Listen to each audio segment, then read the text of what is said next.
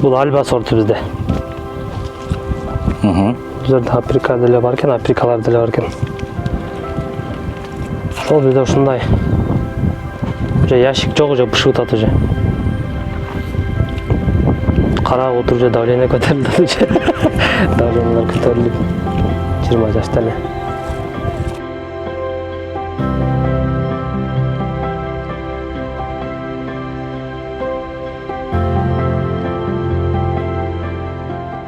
Кулпунайдын чоң болушуна апамдын салымы өтө чоң. Биз апам экөөбүз Баткенде жашайбыз, Баткенде. Чоң байкем Бишкекте ушул экөөбүз карап экөөбүз отоп. Уже апам шаштырып турат, дарыларын сал, НПКларын сал депчи. Бетинен чач, сууду кой деп утуруп айтып турат. Айтпаса мен кичине неме шашпайм.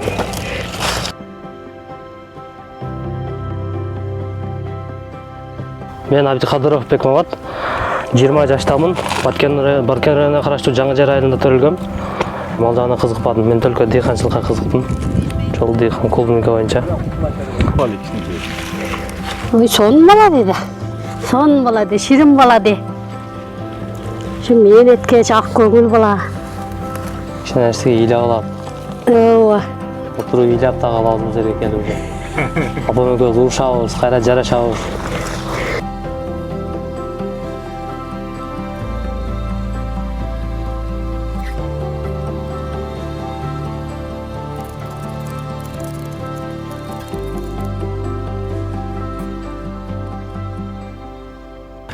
Саламатсыздарбы, урматтуу биздин YouTube каналыбыздын көрүүчүлөрү. Сиздер менен көптөн бери Кулпунай талаасынан дегеле мөмө өскөн талаадан көрүшө элек болчук. Эми быйылкы жылдын эсебине мынакей Баткен жергесинде алгачкылардан болуп сезонду баштап берген дыйкандар менен бүгүн ушул мөмө ассоциациясы жолугуп, интервью алып, алардын ушул түшүмү жана ошол көйгөйү дегеле кандай жакшылыктары, жаңылыктары бар, ошолорду билели деп келдик. Бекмамат биздин. Assalamu алейкум. Алейкум салам. Кандайсың? Салттарың жакшыбы? 20 жаштамын. Баткен районуна караштуу Жаңы Жер айылында төрөлгөм. Бул клубника боюнча клубникага келгендин себеби ушул мен бир тууган эжем биринчи Жаңы Жерге ушул Баткен жака алып келген да, Баткен өзүнө. Алып келип балаган кылып 3-4 сотикке тиккен. 3-4 сотикке тигип ошондон бышырып жеп отуруп анан кызыгуучулук пайда болгон да. Ушундай чоң болгон, ушинтип биринчи теремине тереп отуруп кыса болот экен дедик да. Анан киришип анда ойлонбодук деле, биз ниет кылып койдук. Ошондон бир жылдан кийин ушинтип корпоратив ачып, өзүнүн айылдагыларчы корпоратив ачып, ушинтип корпоративге кошулуп калдым ушинтип. Анан 2 жыл 18 жашында баштадым. Ушул Кулпунайды 40 соток менен баштадым. Азыр 2 жылдан кийин уже 1 гектарга чыктым да.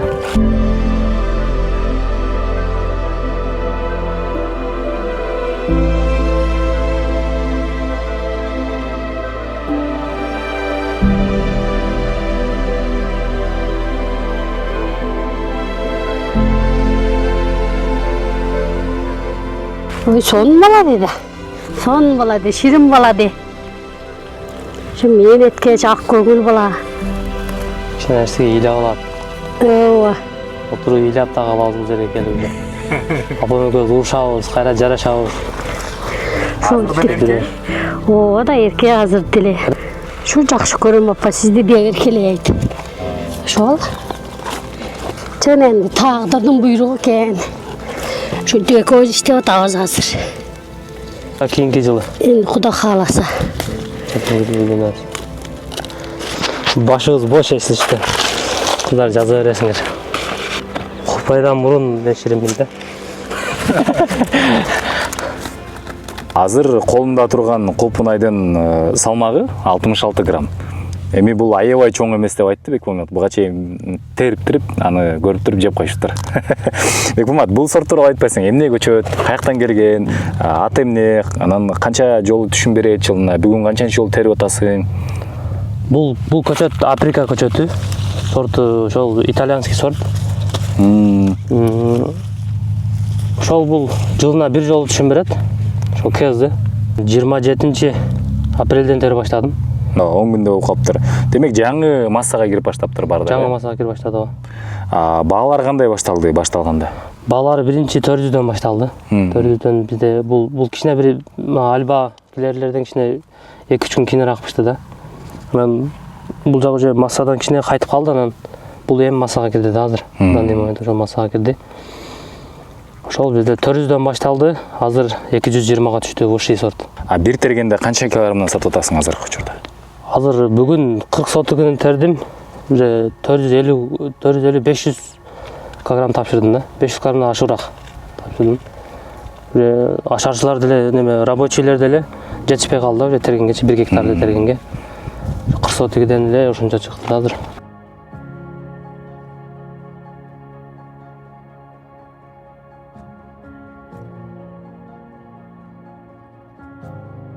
Өзүң Баткенде төрөлүп турсуң, бирок болсо кийин Бишкекте окуп турсуң, Адатта Бишкекке барган адамды кайра артка алып келиш бир аз кыйыныраак да. Кандайдыр себептерден улам Баткенге кайра клубника тегем деп, мына ушундай чоң болгон азыр клубнайларды өстүрүп атасың. Эмне мотивация болду, эмне түрткү болду эң негизгиси? Мен негизи 5 жыл Бишкекте жүрдүм да, 9-класска чейин. Жок 4 жыл жүрүпмүн.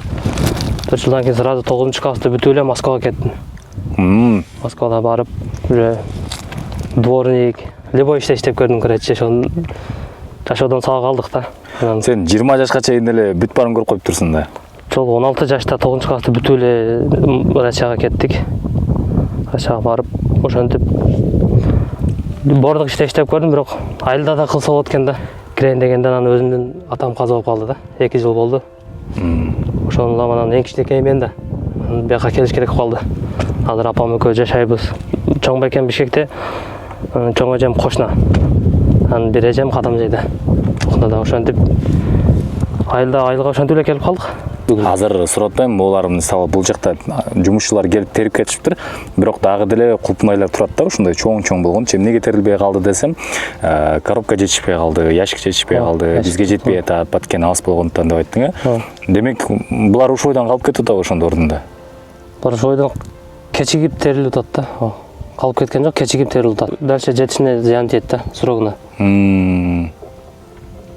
Кетет да, пышып туруп. Алуучулар менен кандай сүйлөшүп атасыңар? Аны мисалы айтып атасыңар да, бизде жарымы терилди, жарымы калып калды. Дагы мисалы 100 ящик чыгат эле, ал жердин баары калып калды деп айтып атасыңар? Ошонто айтып атат, ящик жок эле деп атат алар. Келбей атат. Урматтуу экспортерлор, урматтуу ошол клубнай менен иштегендер, балким азыр сезон болуп атат, бул дыйкандардын эмгеги канчадан бери, мисалы тыйындан бери чогулткан акчалары, анан аны эми терип, эми мына түшүмүн көрөлү дегенде сиздер тараптан ушундай ящиктердин жок болуп калганы дыйкандарга менимче күтүүсүз сокку болуп атат болуш керек. Балким көбүрөөк ящик чыгарганга алып келип жардам бересиздер. Эми билбейм, балким эми урожай силерге деле жакшы да, канча көп чыгарсаңар, ошол сыяктуу келесиздер деле көбүрөөк мисалы карагылачы, моундай клубнайлардын талаада калып калганы жүрөктө ортат го, кечинде түшүнгө кирип атса керек сенин деле. Түшкө долина көтөрүлүп атат уже. Жарымын тергенде эле уже ящиктер ада болду. 40 сотыгын тергенде дагы 60 сотыгым турат. Ошол бул клубнайларды көргөндө ыйлайт алуучулар. Биде ошондой бүгүн ящик жетишсиз болуп атат. Ящик кандай неге жетишсиз болуп атат билбедим, бирок ящик келиш кыйын болуп атат да бизге. Ошол. Негизи канча экспортер бул жакта алып атат клубнайларды? Бул жерде азыр бир экспортер бар, ошол Бектенбеклер Клуб Малина компаниясы алып атат. Өздөрү алат. Бул жерде приемный пункт бар. Мен жерим башыда. Ошол бизде пока ошолор азыр эмне себептен ящик жетишпей атат бизге билбедим, бирок келбей атат да. Ошентип пышып кетип атат клуб. Эгерде дагы башка экспортер келе турган болсо, бул маселе чечилет беле негизи? Дагы башка экспортер келген болсо чечилет. Билбейм, ал жагына аралашып көрбөдүм, бирок чечилеби, чечилбейби билбейт экенмин, ал жагына кызыкпадым. Мен только дыйканчылыкка кызыктым.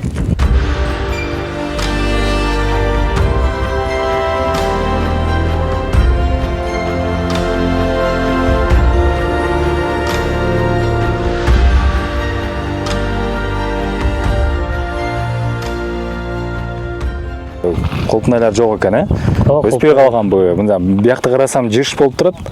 Бул жакта кээ бир жерлерде жок. Эмне себептен? Орду.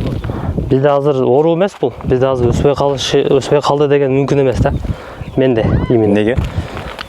Опыт бар. Жакшы карап атабыз. Уже түшүнүп калдык любой немелерге, каталарга уже. Бул жерде, короче, күздүндө, августта көчөт даярдадым. Анан көчөт усик даярдап атканда кассетагачы. Өтө ыстык болду да, 40 градустан өйдө көтөрүлгөндө погода. Уже биздин суу жылуу болуп калды. Анан ошентип кассетада көчөттөрдүн жарымын курутуп алдым. Чачып жибердим.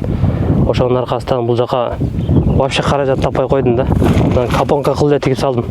Көчөттүчү. Мага 8 жөөкөч, 8 бугорго. Сен ошондо баардык акчаңды ушул колпунайга салыптырсың да? Ооба, баардык акчаны жебей сагамыз керек. Былтыры 40 сотик кылганмын, ошону проба калтырдык да. Быйыл уже прожектор көбөйүп, уже майдаланып кетти да, слишком элечи. Анан чото экинчи жылга уже кийинкилерин экинчи жылга не стоит экен кылгангачы, актабай калат экен. Ошондо биринчи жылы эле себесиң, түшүмүн аласың. Түшүн алып туруп эле уже жулуп, мындай бугоруну бузбай эле кайра тигип коелу деген ошол методго өтөйүн деп атам да менчи. Адатта күн ысык жерлерге негизи кара пленка эмес, ак пленкага отургузулат деп сунушташат го. Бизге биринчи жылы ошентип сунушташкан, бирок ошентип отургузганбыз. Анан быйыл 26 апрелде тере баштасак, биринчи теремини былтыры 7-8 майда тергенбиз. Ошентип 10 күндөн ашык кечигип калганбыз да. Анан кара пленка кылып туруп эле бизде жазда чыдабай калат да. Жазында ыстык болот го, 40 градустан өйдө болгондо көчөттөр кыйналып калат экен да. Анан ошого жуулуп салганда эле вариант экен да. Мен деле чыгарам көчөт, кассетный көчөтчү. Өзүм чыгарып эле кайра тигип салам. Бул жакта фриголор бар, атайын көчөт алганга тигип койгончу. Ошол фриголордон усикти алып, биринчи поколениялардан тигебиз да.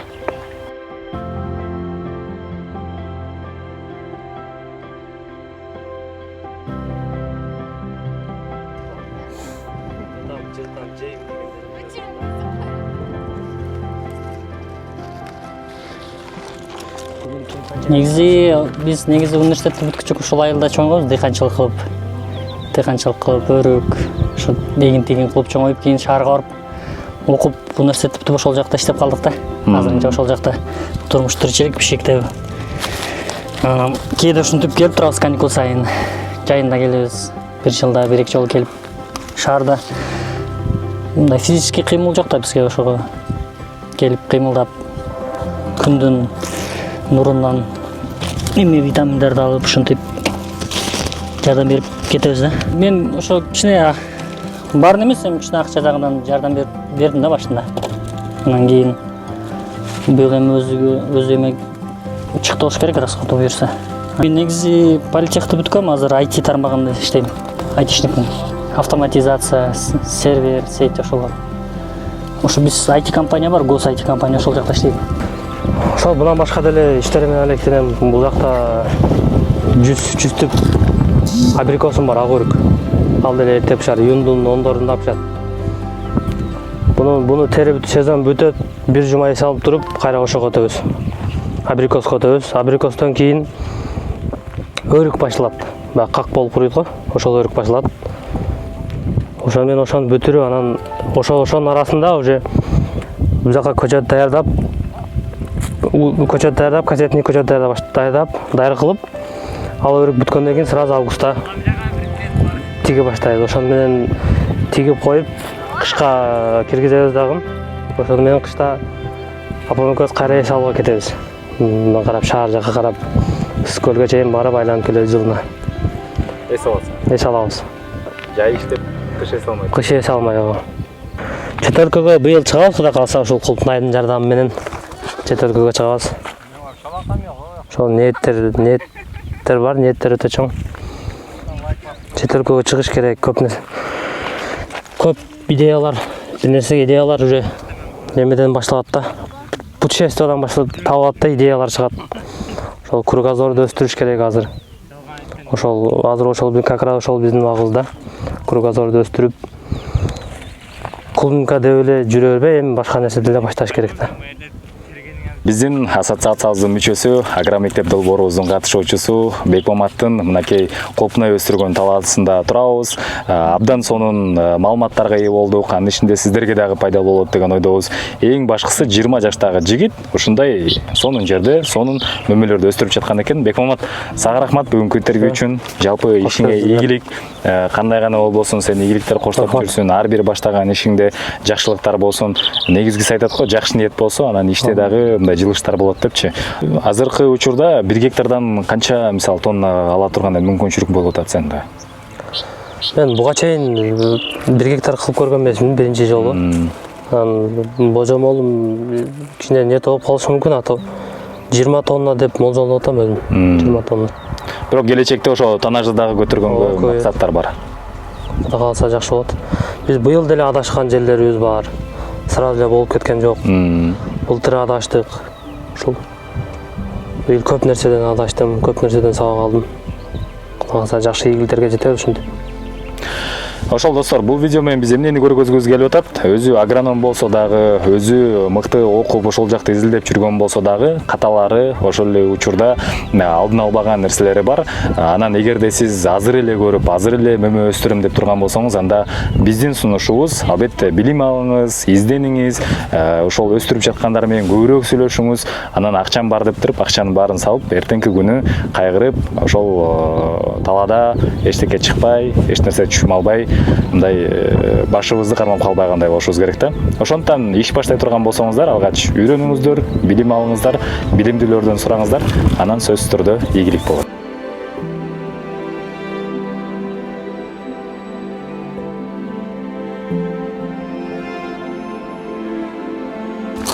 Safiye болгондо Сафияны да татат экенбиз. Топкан. Өтө даамдуу. Талаага келип, өзүңдүн пешенеттериң менен кылган клубниканы ушинтип жеген бөлөк да бул жашоодочу. Өзүңдүн колуңдан пышкан нерселерди жесең бөлөк. Өтө сонун.